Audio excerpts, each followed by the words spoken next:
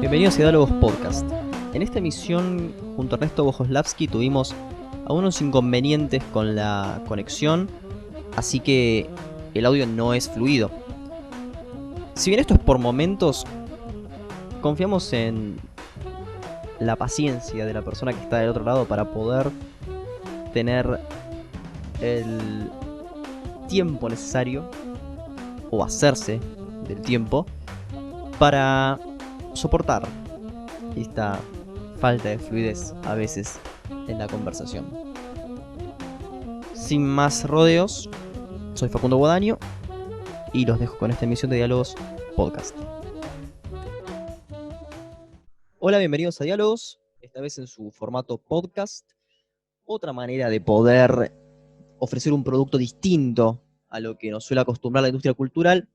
Esta vez vamos a tocar un tema bastante polémico, especialmente en estos tiempos de globalización y de variación polisémica sobre distintos conceptos. Por ejemplo, derecha y conservadurismo. Para esto tenemos a un especialista en esta materia, que es el historiador Ernesto Bojoslavski. ¿Cómo estás, Ernesto? Hola, ¿qué tal, Facundo? ¿Cómo te va?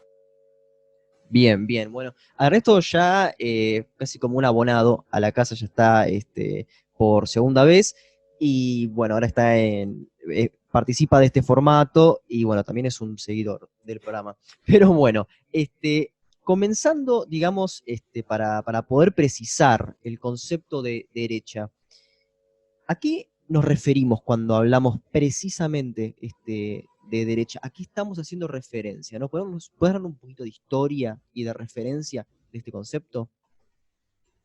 A ver, es inevitablemente pensar que este tema de qué significa ser derechas tiene el tamaño de un océano prácticamente. Por un lado, por la profundidad cronológica, porque es una manera de clasificar la política que tiene casi 2 siglos y medio.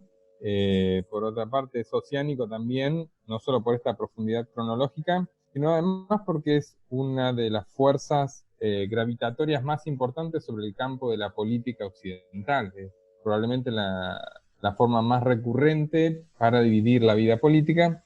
Y entonces yo te diría que nada de lo que uno diga respecto de qué es ser de derecha o qué es ser de izquierda es o puede ser entendido como ideológicamente neutral. Es decir, no hay una definición de derecha que sea libre de valoraciones, ¿no? Entonces, dicho esto primero, yo te diría que hay varias definiciones que se usan, son definiciones entre sí no compatibles en la mayor parte de los casos. Una de las formas que más comúnmente se usa es tratar de encontrar un mínimo común ideológico de las derechas. Esto es, tratar de ver qué es lo que tienen en común como principio ideológico. Entonces están los que te dicen ser de derecha es básicamente apostar al orden por sobre el desorden, o apostar al autoritarismo por sobre la libertad, o el racismo, o puede ser una connotación positiva, ¿no? Que la derecha entendida como el reino de la libertad por sobre el reino del desorden o de la indisciplina, ¿no? Da más o menos lo mismo. El punto es tratar de encontrar cuál es la piedra filosofal que permite saber qué es de derecha y qué no. Pero a ver si nosotros ordenamos un poco, ¿no? Ese es Milton un camino Friedman, posible, ¿no? Tratar de sí, sí, encontrar, sí, pero Milton Friedman, digamos, pongo un ejemplo, era claramente un conservador, pertenecía, o por lo menos apoyaba al Partido Republicano, y él se llamaba progresista, o sea, se autodenominaba progresista. sí. Pero después tenemos, no sé, Mm. si él se llama progresista, después podemos tener a alguien totalmente opuesto, no sé, Stiglitz, y también podríamos decir que es progresista, o sea, tiene que haber cierta delimitación entre Sí. estos mundos. Es que, a ver, ahí vos te metes con un problema que es adjunto a estos, que es el problema de la autoclasificación. Ahí tenés una diferencia entre lo que uno podría llamar las categorías nativas y otra cosa son las categorías analíticas. Es decir, que Friedman se llama a sí mismo progresista. ¿Alcanza para que sea progresista? Y ahí yo tengo mis dudas. Probablemente desde una lectura etnográfica es valedera o es un dato relevante la autoclasificación. Desde una perspectiva más politológica o de análisis de las ideas, te diría que no tiene necesariamente la misma importancia la manera en la cual el sujeto se clasifica. Por eso esta serie de criterios que yo señalaba, criterios ideológicos que yo señalaba para identificar a la derecha, funcionan con independencia de cómo cada sujeto se autoubique en el espectro ideológico, ¿no? De hecho, lo que ocurre normalmente con la gente de derecha es que nunca se clasifica como de derecha, ¿no? Normalmente se clasifican usando otros términos, conservador, de centro, o a favor del cambio moderado, etcétera, ¿no? O impugnan la existencia de algo así como una dupla de izquierda y derecha. Entonces, ahí tenés una primera entrada ideológica que a su vez se complica con esto que vos señalás, que es la distinción entre lo que uno cree sobre sí, lo que uno dice sobre sí, y una posible clasificación más o menos objetivista. Después tenés otra entrada posible que es aquellos que suponen que ser de izquierda o de derecha no tiene que ver tanto con poseer ciertos principios ideológicos, sino más bien con tener cierta cosmovisión o cierta perspectiva antropológica, ¿no? Entonces, aquellos que son de derecha tienden a ser más bien pesimistas, tienden a suponer que la realidad es esencialmente natural antes que construida, tienden a suponer que hay una serie de jerarquías naturales y que por lo tanto no tiene sentido modificarlas, no tiene sentido, no vale la pena y probablemente sea inútil.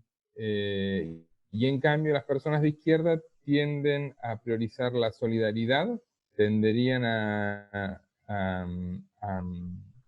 darle mayor peso a la idea de que la realidad es construida, de que es el resultado de la acción de los hombres en el tiempo y que por lo tanto no depende de lo que diga la Biblia, de lo que digan las leyes naturales, sino más bien de es el resultado de los intereses de los hombres chocando en el tiempo. Entonces, en esta perspectiva, la izquierda sería más optimista respecto de la capacidad de autorreforma de la humanidad.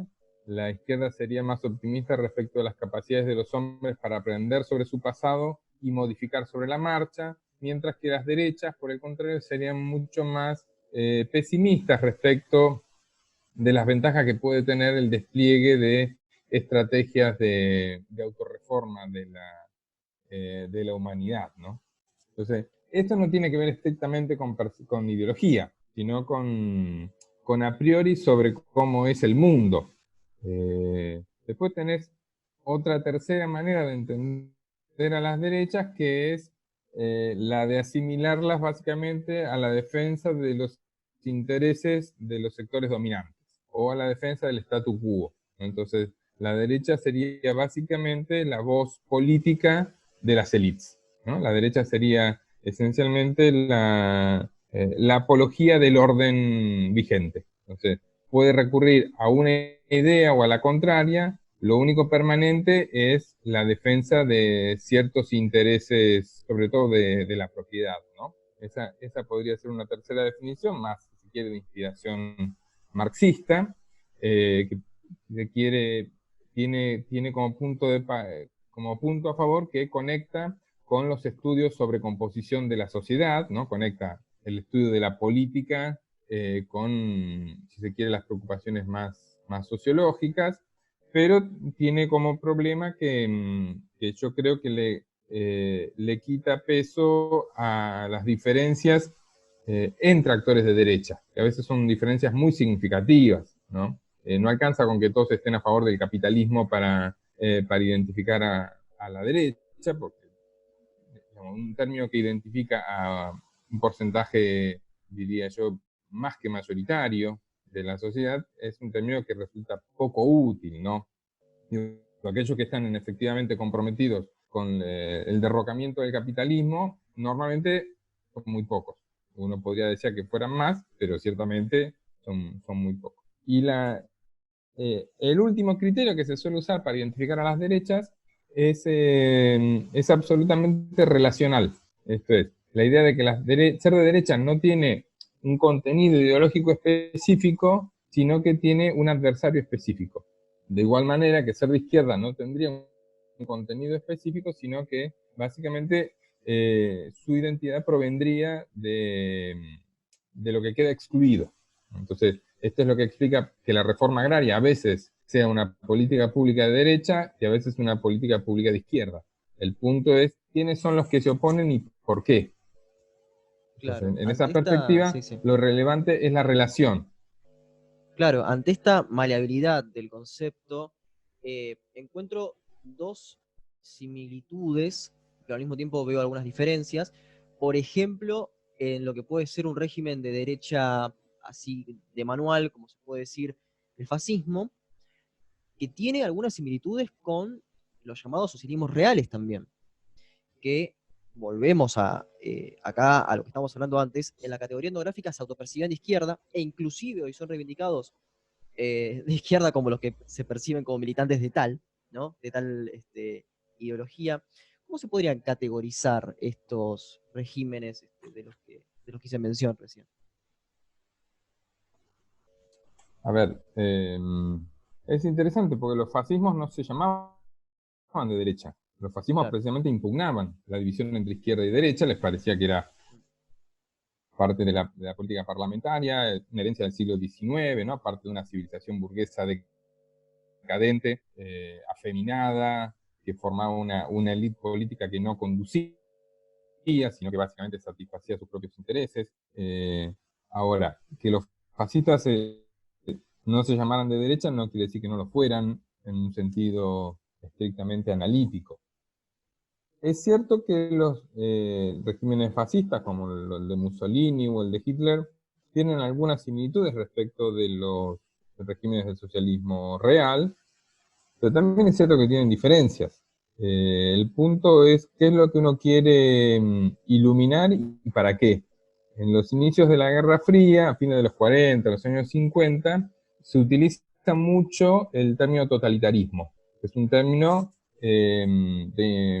proviene básicamente de la Academia Estadounidense y con el cual se intenta dar cuenta de un tipo particular de experiencia política del siglo XX que tenía una serie de rasgos compartidos tanto en la Europa Oriental como en la Europa Occidental de entreguerras. Entonces, según esa categoría, el combate que se le había dado a los regímenes fascistas en los años 30 y 40 es el mismo combate que debía dársele a la Unión Soviética y a los países del bloque del Este en los años de la Guerra Fría. Porque en definitiva, lo que tienen en común son los enemigos.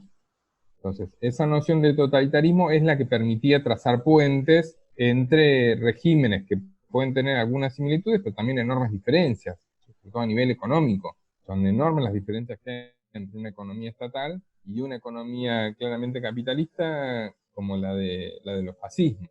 ¿Sí?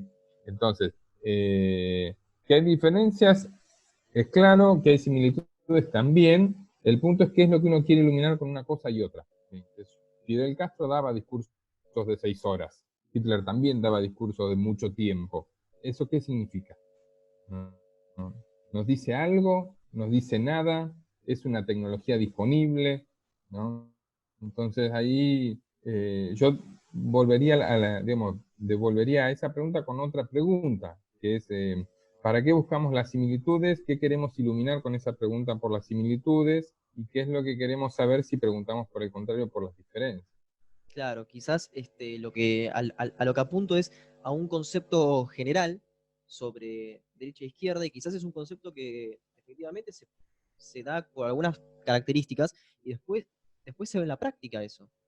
No hay como un a priori realmente tan delimitado. No, es que a ver, uno podría decir, hay algunos autores que señalan que, que izquierda y derecha se distancian entre sí por el fin último que persiguen. ¿No? La izquierda perseguiría la igualdad, mientras que la derecha perseguiría la libertad. Ahora, para llegar a ese fin, uno puede tener distintos medios. ¿Sí? El colectivismo puede ser un medio para llegar a un camino o al otro. ¿no? La propiedad privada puede ser un medio para una cosa o para la otra. No digo que objetivamente sea así, estoy diciendo que se puede argumentar en ese sentido, ¿sí? La reforma agraria puede ser pensada como una política pública que le asegura a todos los campesinos, o a una porción significativa de los campesinos, el acceso a una propiedad. Y por lo tanto, es un mecanismo de darle cierta libertad. Pero también puede ser pensado como un mecanismo de igualación social, esa reforma agraria. Entonces, ahí hay que diferenciar lo que son las políticas, entendidas como medios, respecto de los fines últimos, ¿no? Y ¿Y cuáles ahí, son? Sí, claramente, sí. los regímenes fascistas y el socialismo real tienen fines últimos que son incompatibles entre sí, por más que los dos gustaran de desfiles de gente uniformada, ¿no? Mm, sí, sí, muy claro. ¿Y cuáles serían, digamos, algunos libros, artículos o autores que puedas recomendar para iluminarnos respecto a este problema, ¿no? A ver, el libro que todo el mundo recomienda, y que yo tampoco voy a salir de esa norma, es el libro del filósofo político Norberto Bobbio, que se llama Izquierda y Derecha. Es un libro de mediados de los años 90, es un libro de filosofía política, teoría política, donde intenta no solo exponer su posición, sino además reconstruir el debate italiano, que es un debate de los años 90.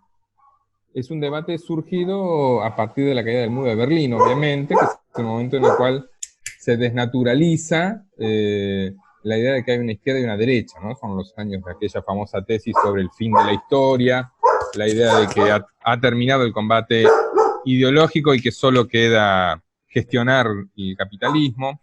Bueno, en ese contexto es que los italianos tienen un fuerte debate, del que participa Bobbio, Ravelli, bueno, varios intelectuales. Eso está reseñado en el libro de Bobbio, que yo recomiendo.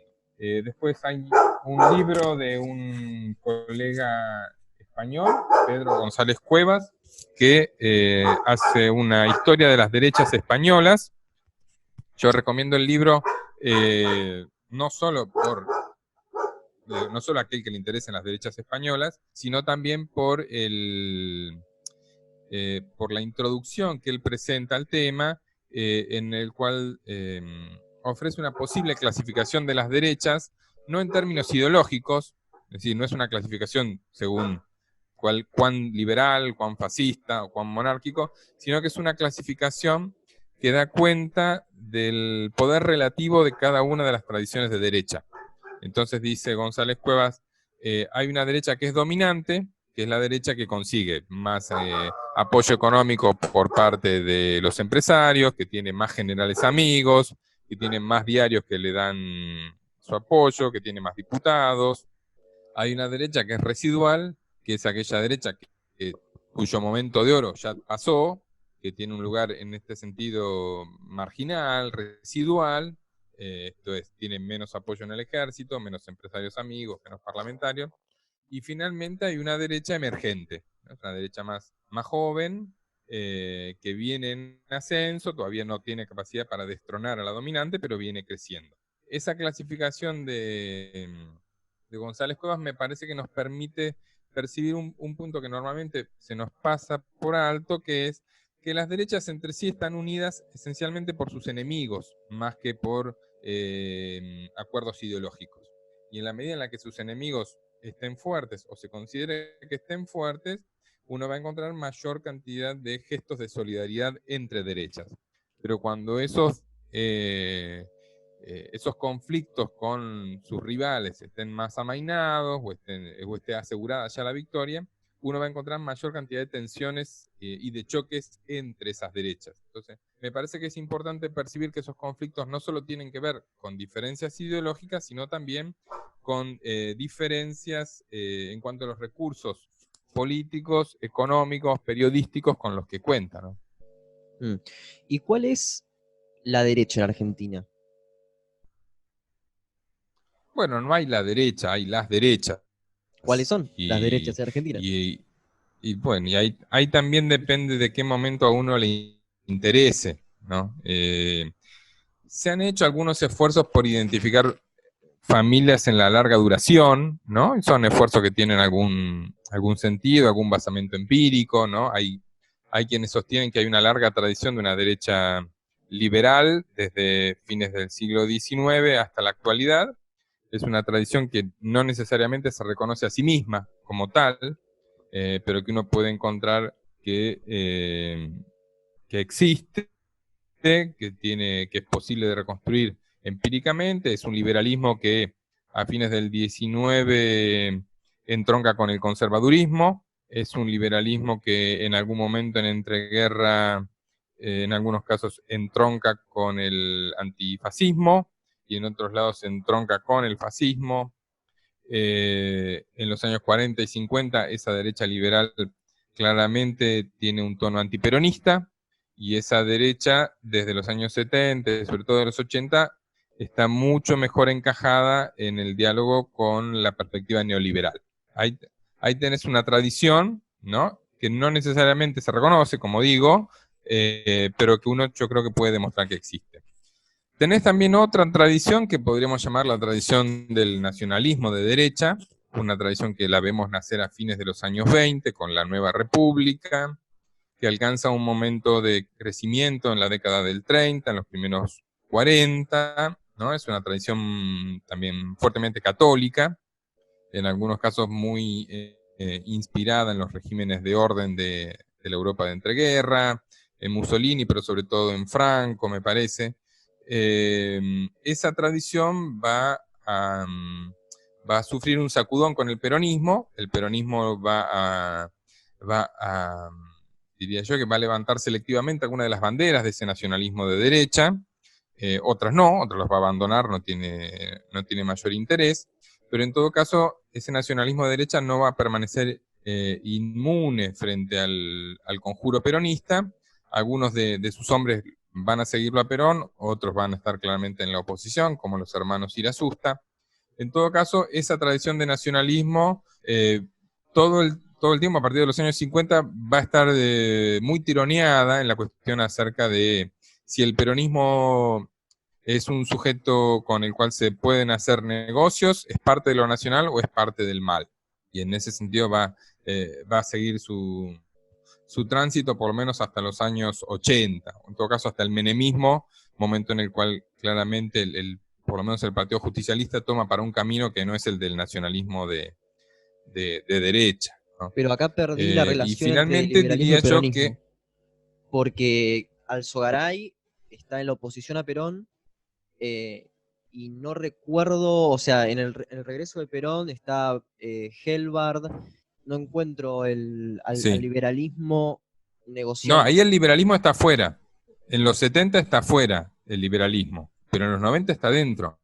En los Claro, por 90 vos eso, en tenés el una síntesis post-Perón, entre sí. peronismo y liberalismo, Sí. claro, pero esa síntesis es lo que torna imposible para el nacionalismo de derecha vincularse con el peronismo.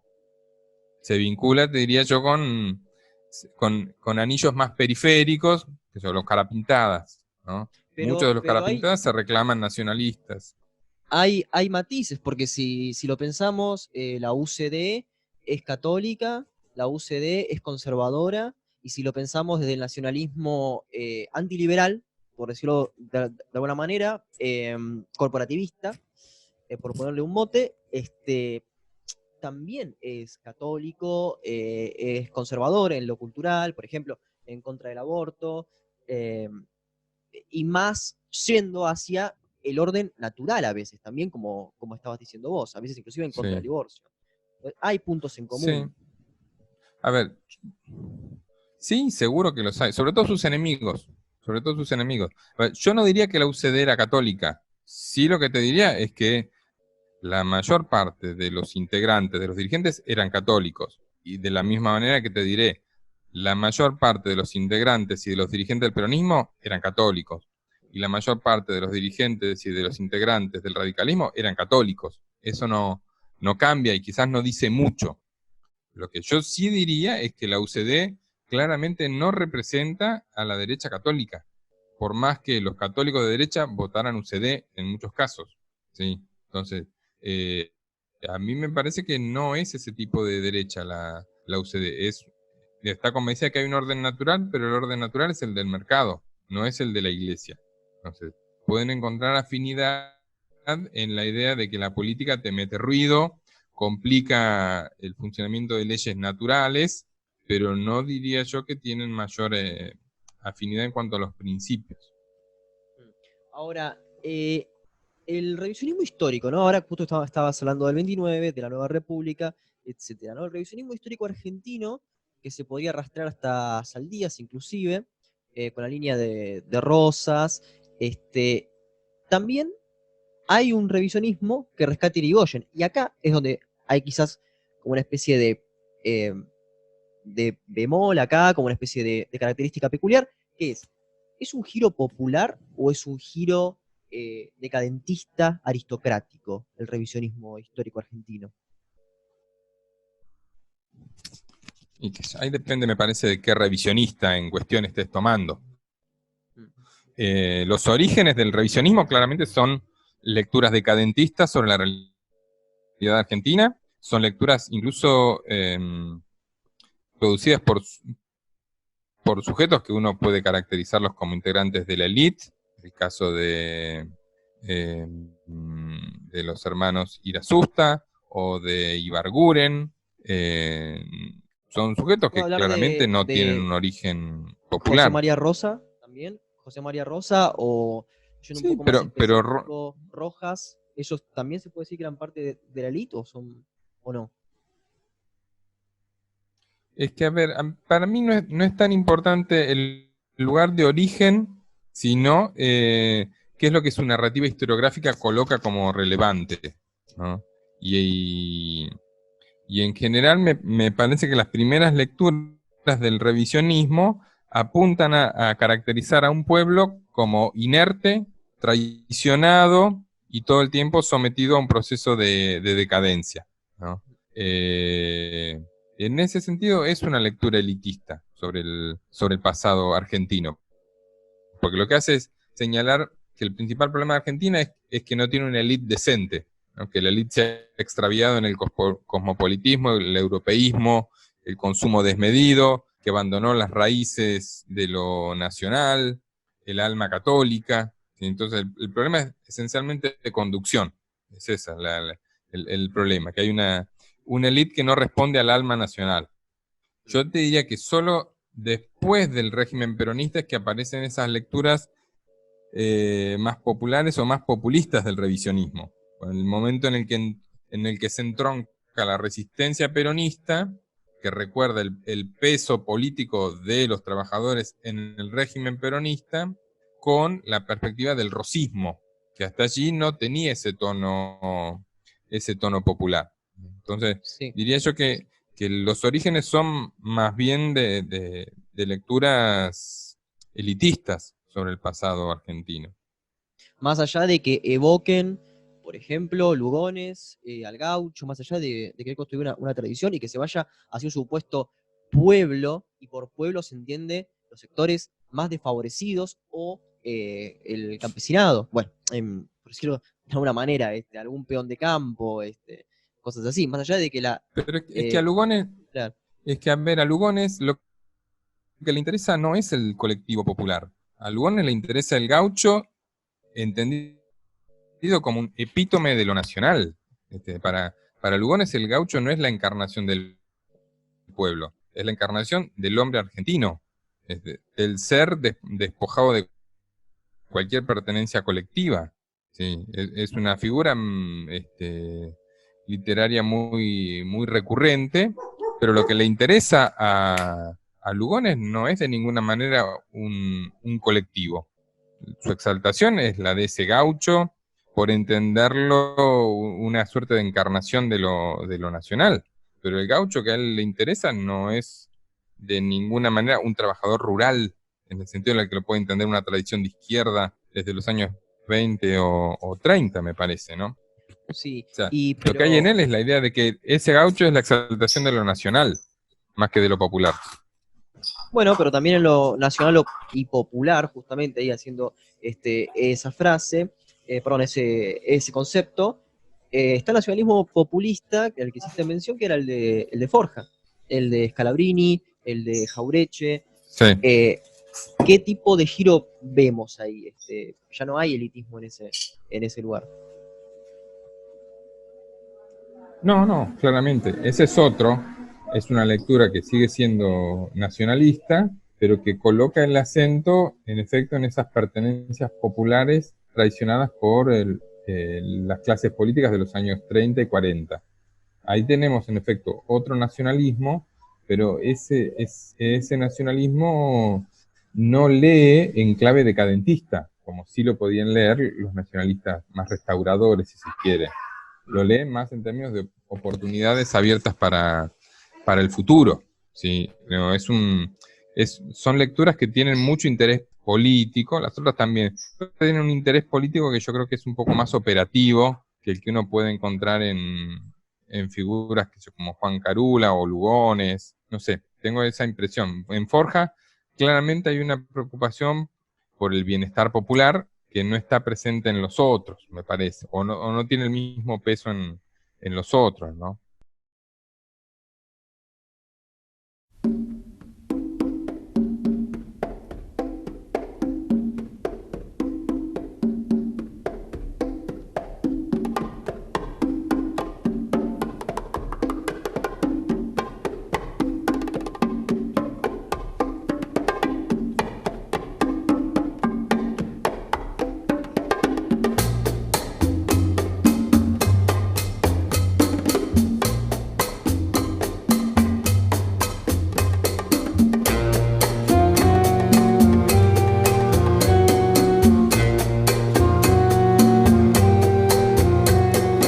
Écoute ma voix, écoute ma prière, écoute mon cœur qui bat, laisse-toi faire. Je t'en prie, ne sois pas farouche, quand me vient l'eau à la bouche. Je te veux confiante, je te sens captive, je te veux docile, je te sens craintive. Je t'en prie, ne sois pas farouche, quand me vient l'eau à la bouche.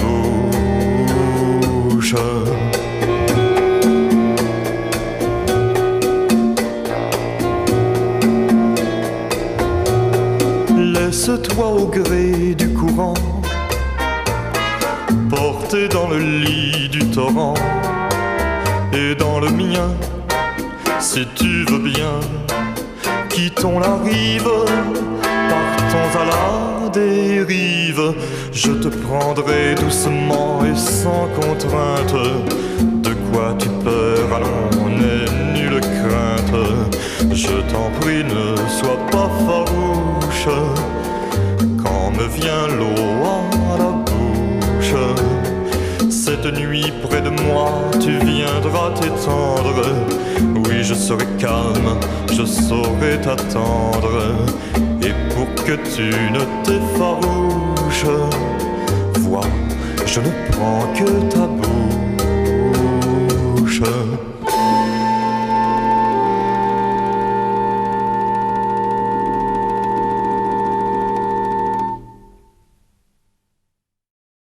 Pasaba L'eau à la bouche de Serge Gainsbourg y continuamos con el diálogo junto a Ernesto Bogoslavsky.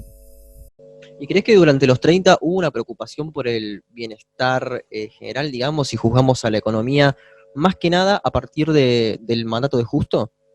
Sí, es una preocupación bastante extendida en distintas fuerzas, no solo en la izquierda. Está claro que está presente en el PC en los años 30 esa preocupación, está presente en los sindicatos comprensiblemente, pero también está presente en organizaciones como la Alianza de la Juventud Nacionalista, después de venir Alianza Libertadora Nacionalista, que tienen una suerte de discurso, diría yo, muy cercano al de la Falange Española, donde tenés una preocupación por el bienestar de las masas, de los trabajadores, en una línea cercana a algo así como un fascismo de izquierda o un fascismo social, ¿no? La idea de que un buen régimen es aquel que cuida a sus trabajadores, que le ofrece alguna forma de bienestar sistemático, digamos, que se encarga de cuidar a los trabajadores preventivamente, ¿no? Para evitar que la tentación con el comunismo se haga carne en ellos. Yo te diría que está presente esa preocupación por el bienestar de los trabajadores, está presente en la iglesia desde ya. ¿no? En un sentido y unos tonos muy distintos, pero está muy instalado el problema de cómo sobrellevar algunos de los impactos de la crisis del 30 y del proceso de industrialización y de metropolización de Buenos Aires. Claro, justamente en los 30 tenemos en la provincia de Buenos Aires al gobierno de Manuel Fresco, que por la arquitectura se puede decir que era fascista, él también se autoproclamaba fascista, y esto se da en el gobierno de Justo. Y Justo es una persona, es una figura que tiene alianzas con el radicalismo, inclusive creo que la izquierda también negocia así. Los sindicatos de izquierda creo que también habían negociado bastante bien con Justo. ¿Cómo ves esta relación de fuerzas entre una provincia de Buenos Aires fascista y bueno, un presidente que parece ser mucho más también maleable ante las diferentes demandas? A ver, yo no diría que Fresco era fascista. Sí diría que le interesaba mucho, que tenía algunas prácticas de política pública, como vos señalás, el de la infraestructura, con una forma de monumentalismo bonaerense que es comparable a la del fascismo italiano, pero digo, eso no lo hace fascista, ni mucho menos, ¿no? El monumento a la bandera de Rosario también, uno podría decir, es fascista, y eso no hace que la provincia de Santa Fe en los años 30 haya sido fascista por eso, ¿no? Entonces, yo diría que Fresco claramente es una figura un poco excéntrica, en el sentido de que, por un lado, hizo todo el cursus honorum dentro del conservadurismo bonaerense, ¿no? Es claramente un hijo del conservadurismo bonaerense, que en algún momento coqueteó la idea de convertirse en el duce criollo. Ahora, ¿a qué punto él era un fascista convencido y hasta qué punto encontró que ese era el camino que podía transitar para desarrollar un proyecto político exitoso? Eso es más difícil de saber. En todo caso, lo que resulta claro es que calculó muy mal cuál era la fuerza política que él tenía, ¿sí? Mostró tener una media corta, al punto de que ni siquiera terminó su mandato en la provincia de Buenos Aires, y después de ello su carrera política, diría yo, que prácticamente terminó. En todo caso, se convirtió en un furgón de cola de otras iniciativas de allí en adelante, ¿no?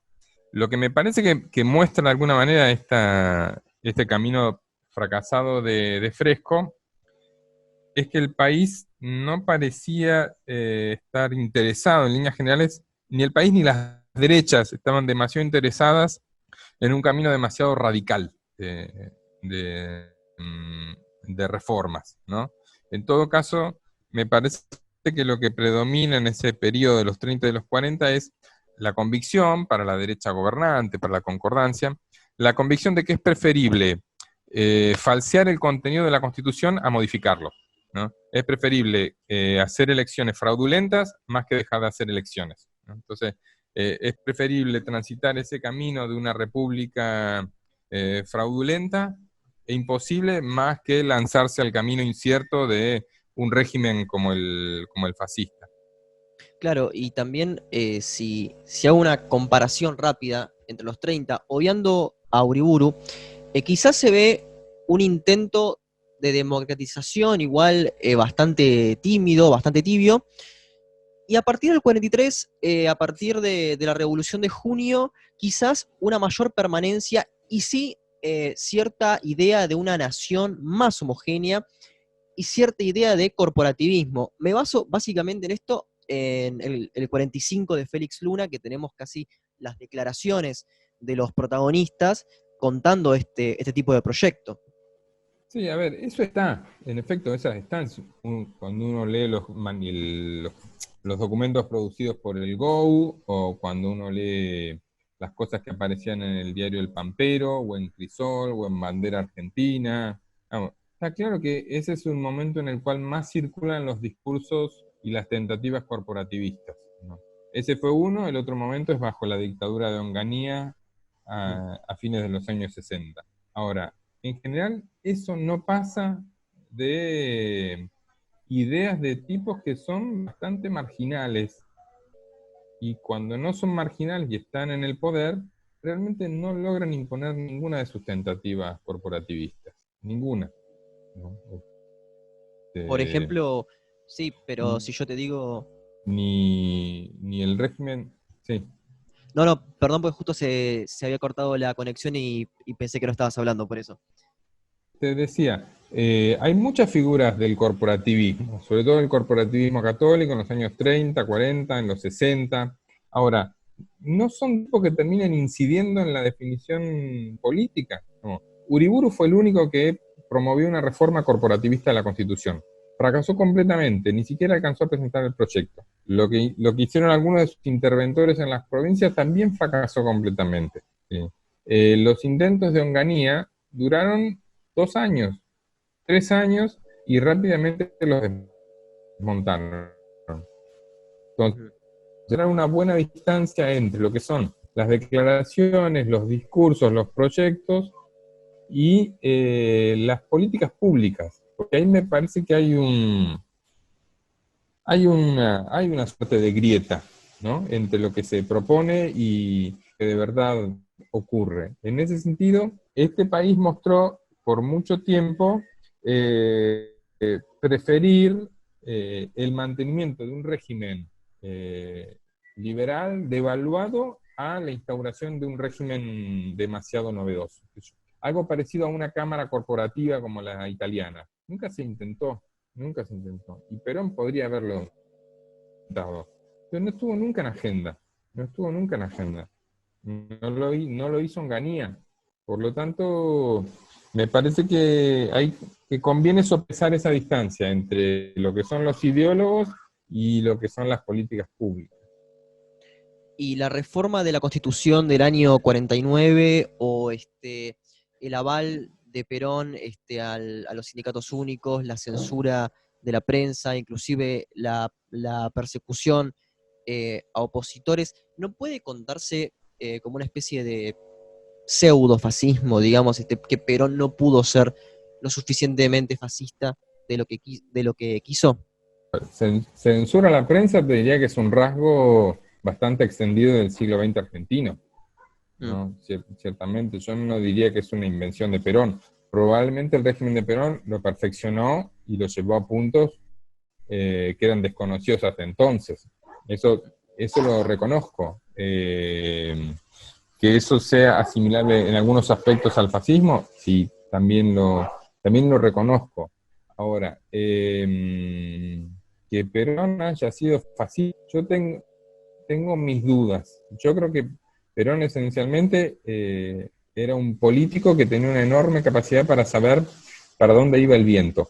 Entonces, es un tipo que lo vemos entre el 34 y el 46 viendo la posibilidad de ser candidato por el Partido Radical.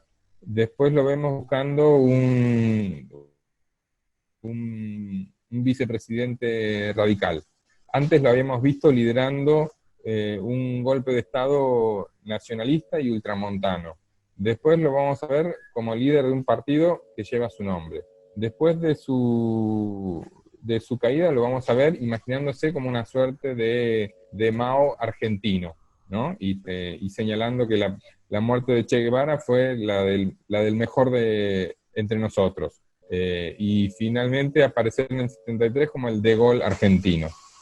¿Cuál es el auténtico de todos esos? Y yo con esto no es que me sumo al carro de los que lo critican a Perón por sus veleidades ideológicas. Pienso que la mayor parte de la clase política es así, y es inevitable que sea así hasta cierto punto, ¿no? Lo que estoy diciendo es que la pregunta acerca de qué es lo que él era es una pregunta que no sé cuánto sentido tiene de responder, ¿no? En todo caso, Perón entendió perfectamente en el 45, si es que él tenía alguna simpatía por el fascismo, entendió perfectamente que allí no había lugar, ¿no? Ahí no tenía sentido hacer un pozo porque no había petróleo. Claramente él es el primero de los políticos en jugar el juego de la posguerra, mientras que los demás seguían, en efecto, suponiendo que la política se dividía entre los que estaban a favor de los aliados o a favor del eje. Perón entendió perfectamente que el partido era otro. Y de hecho la mayor parte de la sociedad argentina acompañó esa percepción. En los 60, en Argentina se da un conflicto que no es tan recordado, que es el de los azules y colorados, ¿no? Son dos fracciones del ejército que la resolución de este conflicto, de alguna manera, va a marcar ideológicamente el golpe del 76. ¿Cuánto hay de nacionalismo y de liberalismo en estos dos grupos? ¿Y cuánto incide después en la conformación de la conductora de los militares del golpe de 1976? Difícil de saber. Porque, digamos, la disputa del 62 es una disputa acerca de cuál es el mejor método para deshacerse del peronismo. Y esa no es necesariamente la pregunta en el 76. En el 76, la naturaleza de la intervención castrense es otra, los objetivos son mucho más extremos, estructurales e irreversibles que los que podían tener en el 62 o en el 66, ¿no? O en la salida de Irigo, de Frondicio, después de Ilia. Y la otra cosa que te diría es que el término nacionalismo es muy engañoso, ¿no? En un sentido que lo marcó una colega, Olga Echeverría, porque el nacionalismo es más el término con el cual ellos se llaman a sí mismos, antes que un descriptor. Porque nacionalista, yo te diría que muy difícilmente algún actor de la política se identifique como no nacionalista. ¿Qué es ser nacionalista? Es priorizar los intereses de la nación por sobre cualquier otro interés partidario o de clase. Y en ese sentido, no sé, solo alguien de izquierda consecuente te dirá, es preferible priorizar los intereses de tal o cual, de la clase social trabajadora por sobre los intereses de la nación. O te dirá, mira, los intereses de la nación son sistemáticamente los intereses de la clase dominante de esa nación. Por lo tanto, yo te diría que ese término nacionalista es menos útil en términos analíticos que en términos de autodescripción de los sujetos. Normalmente los que se llaman nacionalistas también los podríamos llamar antiliberales, o en algunos casos más católicos que los liberales también, ¿no? Pero no necesariamente uno puede comprobar que priorizan a la nación por sobre otros intereses. Encontrás que priorizan, no sé, los intereses de cierta industria por sobre otra, o que le dan más bola a los intereses de los sindicatos vinculados a las industrias por sobre financiero, para decir algo. Pero yo diría que no es un descriptor, en efecto, de cuáles son sus prioridades. Es más bien algo que dice sobre la autopresentación de los sujetos. Y también podríamos hablar de que no hay relaciones a priori respecto a la derecha y los sindicatos. Por ejemplo, puede haber una derecha muy solidaria con la existencia de sindicatos, muy corporativista, pienso en el peronismo, o inclusive en Onganía, y otra que es mucho más laxa respecto a esto, por ejemplo, como Ronald Reagan o Margaret Thatcher.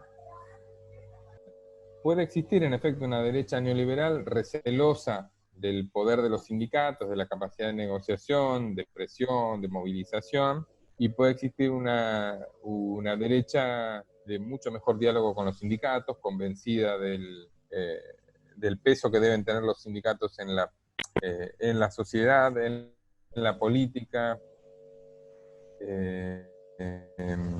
incluso en alguna potencial representación parlamentaria.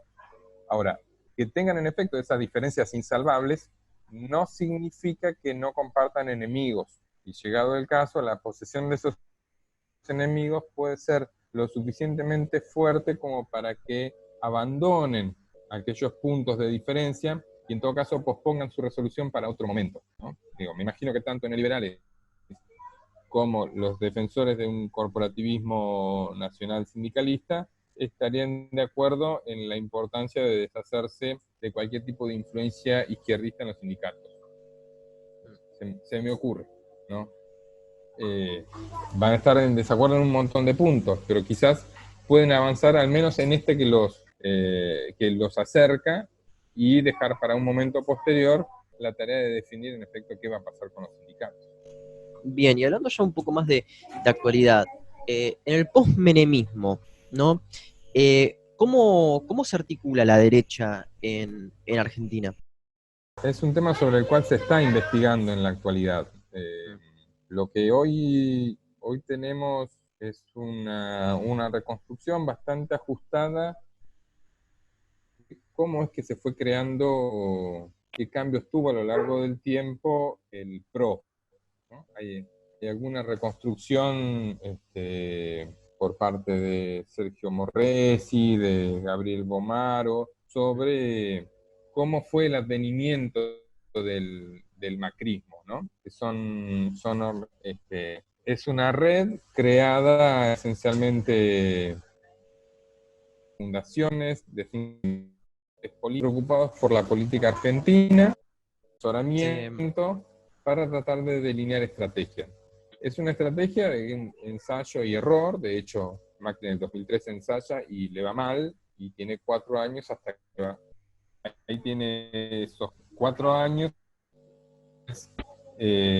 comienza a ampliar su coalición, sigue siendo principalmente porteña esa coalición, pero consigue ir reclutando a los heridos del peronismo, ¿no? Aquellos más disgustados con el estilo kirchnerista. Recluta también a aquellos que intentan salvarse del naufragio radical, y también recluta entre los que vienen de experiencias en el mundo de las ONGs, mucha gente con experiencia en militancia católica, y es allí de donde van reclutando hasta finalmente dar el salto en 2007 y hacerse del gobierno de la ciudad. Es a partir de ahí que empieza a delinearse claramente un proyecto que fuera capaz de llegar al gobierno nacional.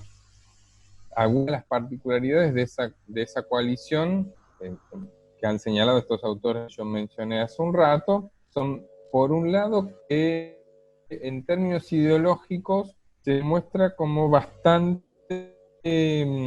liviano. Es una experiencia normal de derecha que tiene muy poca ideología. Los textos, los documentos, los manifiestos producidos por el PRO, luego por Cambiemos, te diría yo que, a diferencia de lo que es las tradiciones de derecha argentina, es muy poco ideológico, ¿no? El PRO es, como señalan Morresi, Bomaro y Belotti, un partido nacido para ganar. Es un partido al cual le interesa ganar las elecciones, no los debates políticos. No van por ahí sus preocupaciones. Participa de la idea de que la disputa entre derecha e izquierda está terminada, que no hay mucho para decir sobre eso, y ahí me parece que reside parte del éxito de esa derecha, ¿no? La falta de tonicidad ideológica es lo que le permite reclutar a diestra y siniestra, y en particular es lo que le permite abandonar un rasgo que hasta aquí había sido dominante de las derechas liberales, que es el antiperonismo. El PRO y Cambiemos en particular tiene gran capacidad para reclutar, para incorporar y para darle incluso cierto liderazgo a sujetos que vienen del peronismo, que se siguen reclamando peronistas y que no viven, o al menos lo plantean así, no viven como una contradicción ser peronistas y estar en el partido que orienta Macri, ¿no?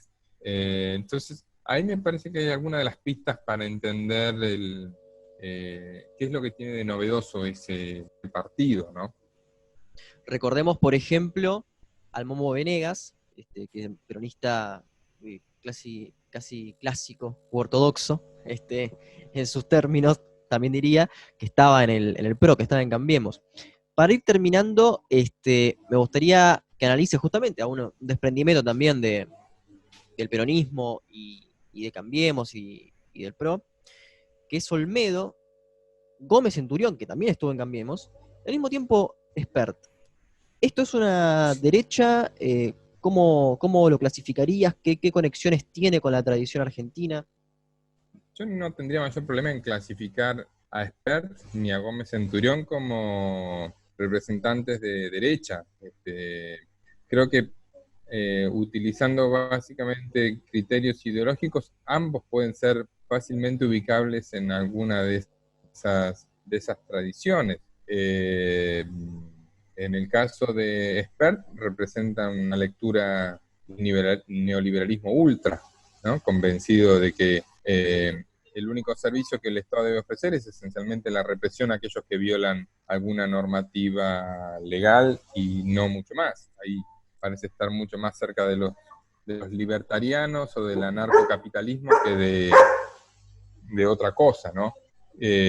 Simultáneamente, cuando habla de temas que no son economía, despliega lecturas que son muy conservadoras, ¿no? Ahí parece acabársele rápido la nafta del liberalismo, en temas en los cuales uno podría esperar legítimamente lecturas un poco menos autoritarias, como en el caso del aborto. Y en el caso de Gómez Centurión me parece que retoma la mayor parte de los temas de la tradición del nacionalismo antiliberal, nacionalismo autoritario, más promilico si se quiere, con la particularidad de que yo creo que está ensamblado perfectamente con el neoliberalismo económico. Y si no lo está, lo va a estar en breve, ¿no? Esa es una combinación más a la Bolsonaro, si se quiere, de conservadurismo moral, autoritarismo político y neoliberalismo en la economía, ¿no? Es esa extraña combinación, me parece que es la que expresa Gómez Centurión. Entonces no tendría mayor problema yo en clasificarlos como de derecha. Yo creo que lo que vale la pena preguntarse es por qué y cómo el macrismo perdió esos votos que los había tenido 4 años antes. ¿Qué fue lo que ocurrió?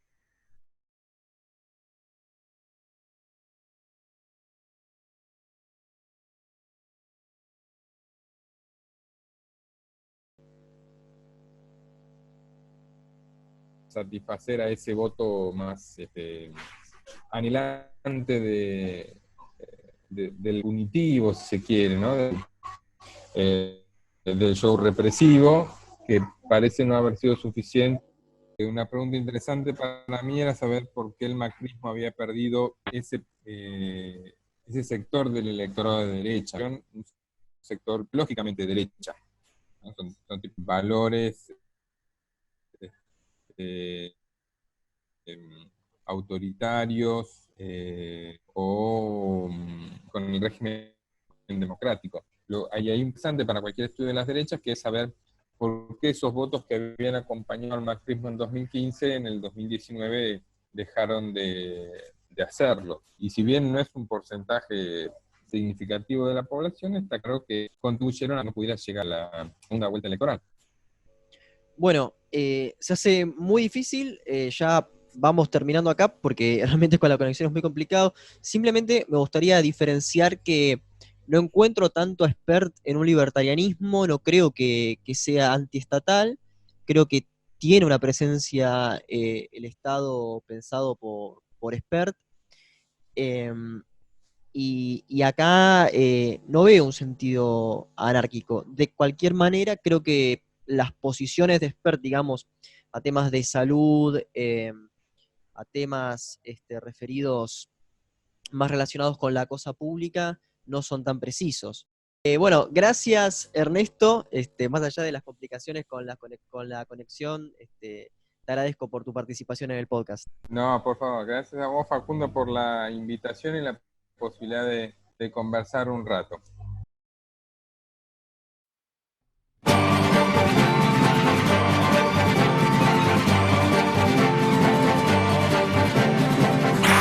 One day I should become a singer with a Spanish bum who sings for women of great virtue. I'd sing to them with a guitar I bought from a coffee bar. Well, what you don't know doesn't hurt you. My name would be Antonio, and all my bridges I would burn. And when I gave them some they'd know, I'd expect something in return. I'd have to get drunk every night and talk about virility with some old grandmother who might be decked out like a Christmas tree. Pink elephants I'd see, though I'd be drunk as I could be. Still I would sing my song to me about the time they called me Jackie. If I could leave for only an hour,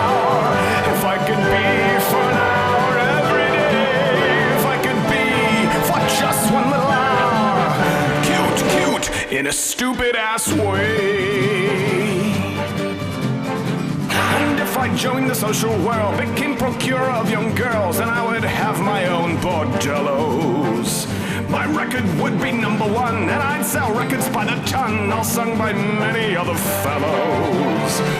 My name would then be Handsome Jack, and I'd sell boats of opium, whiskey that came from Twickenham, authentic queers and phony virgins. If I had banks on every finger in every country, and all the countries ruled by me, I'd still know where I'd want to be. Up inside my opium den, surrounded by some Chinamen, I'd sing the song that I sang then. C'est le temps où je m'appelais Jackie.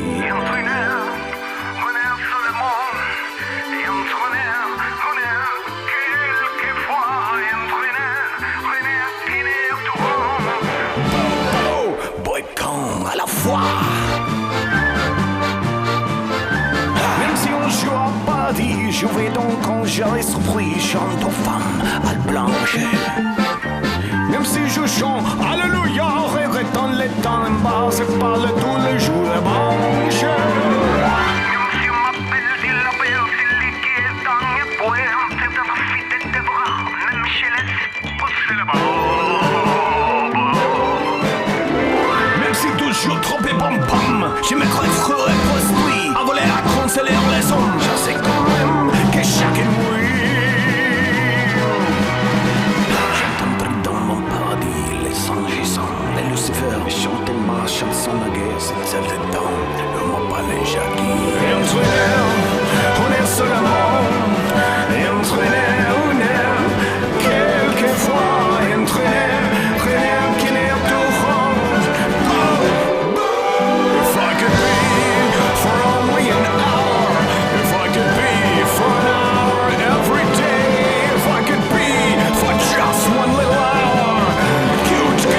In a stupid ass way.